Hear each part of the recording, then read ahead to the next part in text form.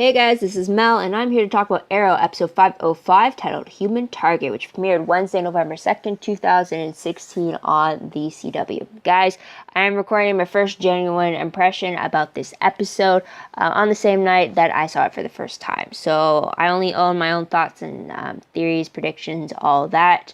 No money's being made for this video. This is just a way to keep track of what I thought when I first saw the episode, as well as keep track for predictions in case they ever do pan out in the beginning. It's always fun to come back to see if I was on the right track or not. All photos I use in this video are probably from Google, probably edited them through Photoshop.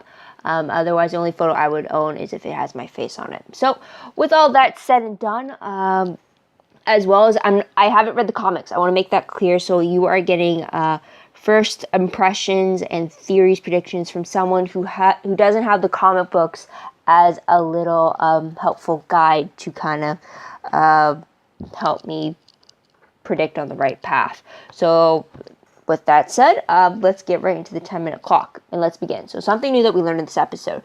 So Tobias Church ends up torturing Renee Ramirez, aka Wild Doc, for 20 hours by the time we start this episode. And through this 20 hours, Renee unfortunately reveals to Church about Oliver being the Green Arrow. We also find out, we also meet Diggle's friend Christopher Chance, aka the Human Target. He is called in to impersonate Oliver so that they could fake Oliver's death to fake out Church.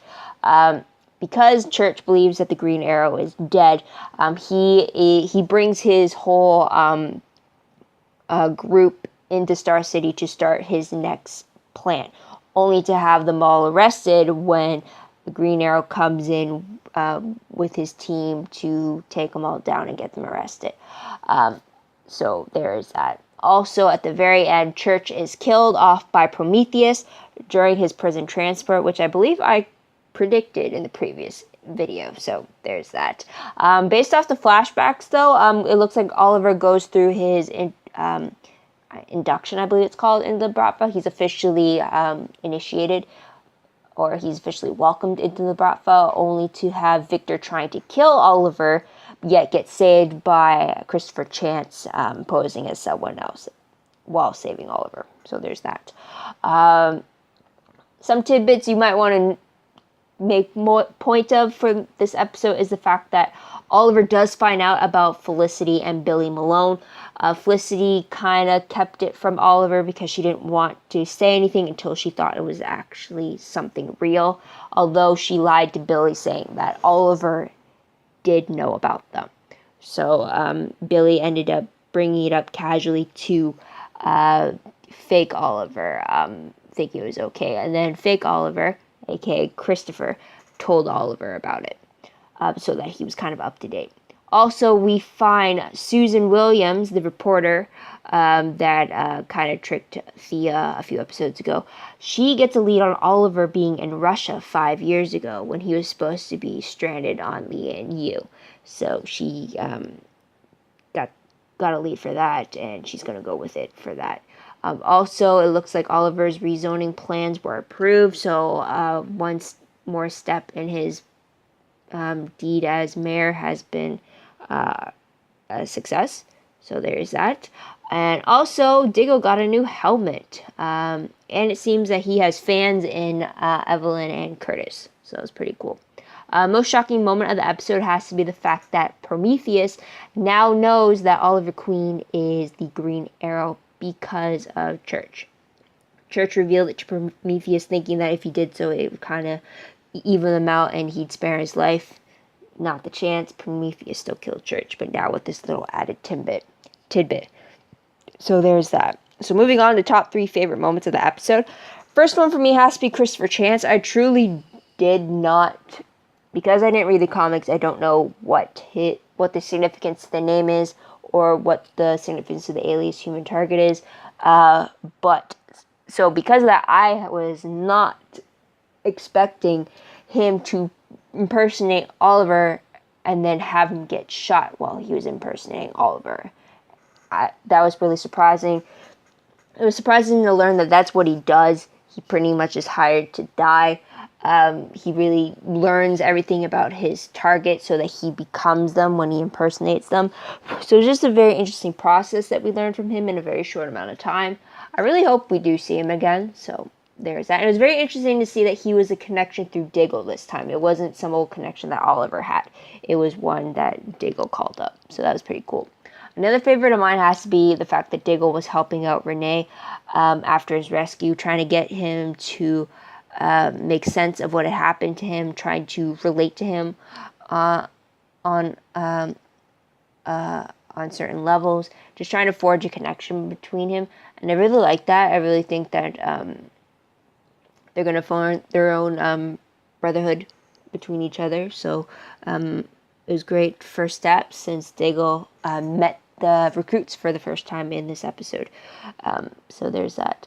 Another favorite was the fact that Evelyn Sharp and Curtis Holt were fanning over Spartan and him being a badass. So that was just, it was funny how in awe they were when Diggle walks in and meets them for the first time, and then also how in awe they were when they saw Spartan in action for the first time for themselves. So that was pretty cool to see them react to that awesomeness that is Diggle. And the last favorite moment I had has to be Oliver and Felicity commenting on the fact that they've always been on the same page as one another, despite the fact that they aren't together romantically anymore, they are still on the same page with one another. They've always been on the same page with each other, and they acknowledge that fact. So I really like that. They still have that connection despite how everything went down between them. It still sucks that they aren't together at the moment. I still think that they will get back together somewhere down the line. But yeah, at least they haven't lost that connection between them. So there's that. Moving on to top 3 peeved moments. I really did not like when Susan Williams gave her personal number to Oliver while he was giving an off-camera interview to her. Turns out that was fake Oliver she gave the number to, but I did not like that moment. That was so unprofessional for me to see that. I mean, I would rather see Susan end up with Thea than try to go after Oliver. I mean, you just saw a lot more heated tension between the two of them when they were biting each other's heads off and trying to one-up each other. And then this one is just, it looks like the interaction with Susan and Oliver one-on-one. It looked like she had a vendetta against Oliver. Like, I did not like it whatsoever, that scene. So that was my one peeve. Moving on, what will I remember most when I look back on this episode? The fact that Oliver faked his death. I mean, that's a pretty gutsy move, even if you called in someone else to fake your death.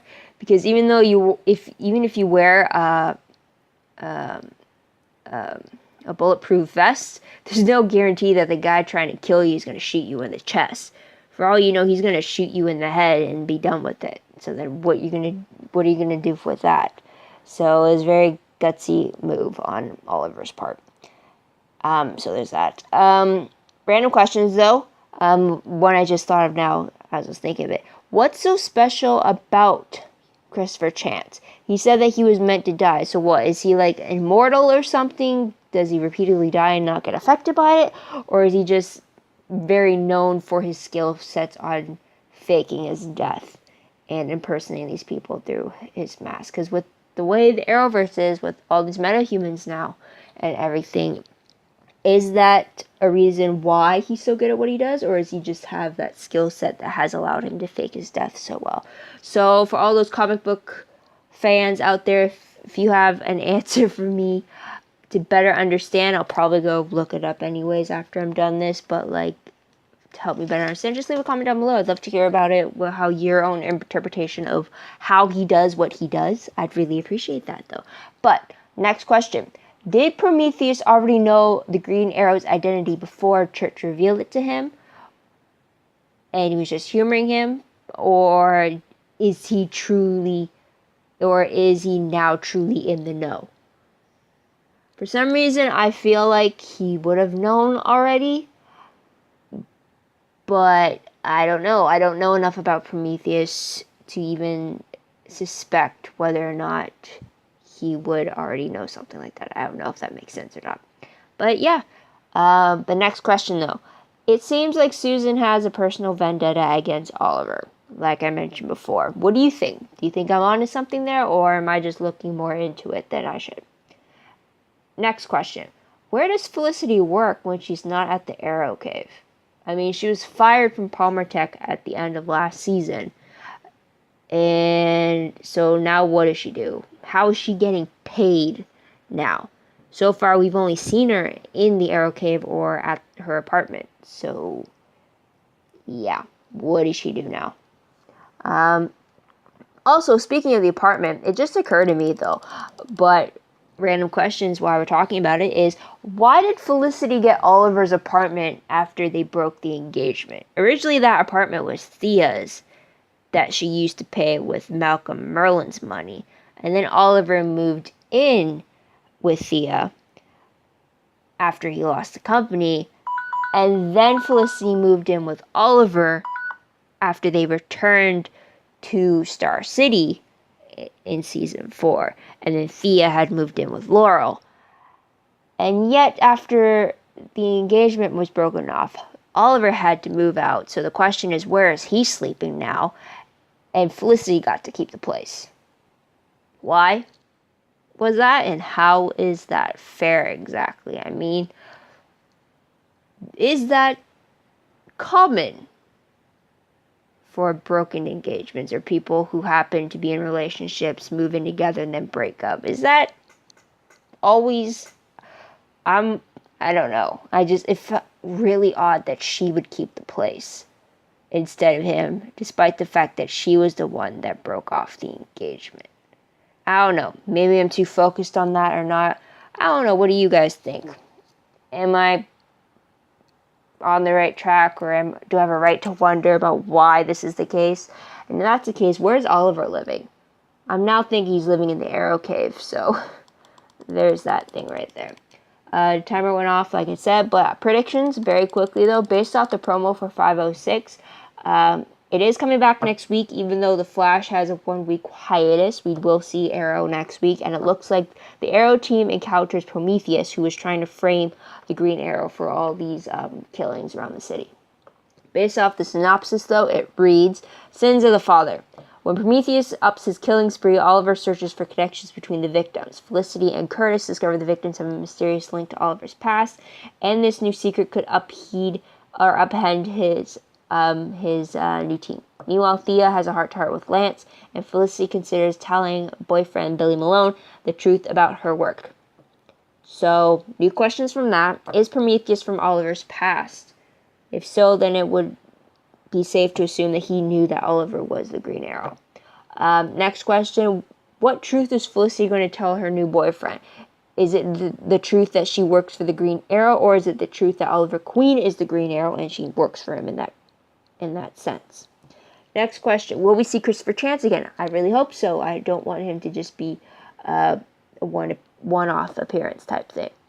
A prediction, though, I'm still waiting for the Bratva to make their appearance in the present day. I really think they have to, with them being the emphasis in the flashbacks. I also predict that Susan Williams is going to uncover Oliver's connection to the Bratva, even though I don't know how, since they're supposed to be this secret organization thing. But as much as I hate to predict this, Oliver is going to grow closer to Susan Williams. And I seriously will not be surprised if they hook up whatsoever, because that is just so predictable in this setup. But I'd much rather see something form between Susan and Thea, for sure. And that's about it. So what do you guys think of the episode? What do you guys like about it? What do you think is going to happen next?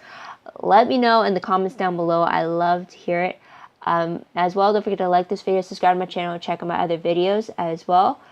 And yeah, also guys, check out my Tumblr page. The link for that is down below. I reblog promos, web clips, quotes, gifs, synopses, all that.